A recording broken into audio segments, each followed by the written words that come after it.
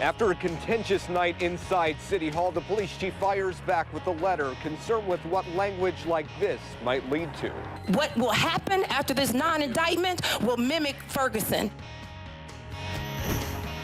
After the Madison Common Council opened up public comment, angry comments poured out about the Tony Robinson officer-involved shooting. And today, Madison's police chief says he was so concerned by what he witnessed last night, he told News 3's Matthew Simon he felt the need to call out the entire Common Council. Matthew. Yeah, it is a letter to each and every member of the council, all Madison alders. It went out this morning. The chief says the entire council failed once public comments sounded off about the Tony Robinson officer-involved shooting. For Chief Koval, it starts with what he calls a deafening collective council silence during moments like this. When the facts come out, Chief, and you know the facts, I know the facts, we know the facts, and when they come out, this city will erupt.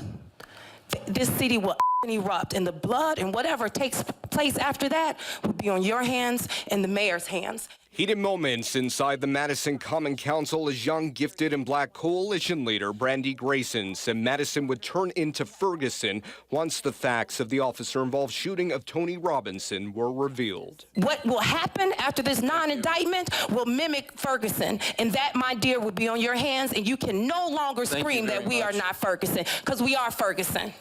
We are in the worst city in the nation for black people. And it got so contentious, it was filled with a lot of foregone conclusions.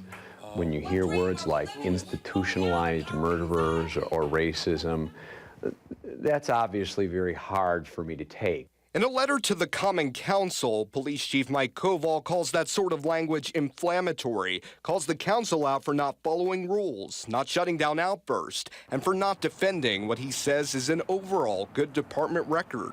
But particularly in light of what's happened in our city in the last 10 days, I think my officers, our community's officers, I think they all want to hear that.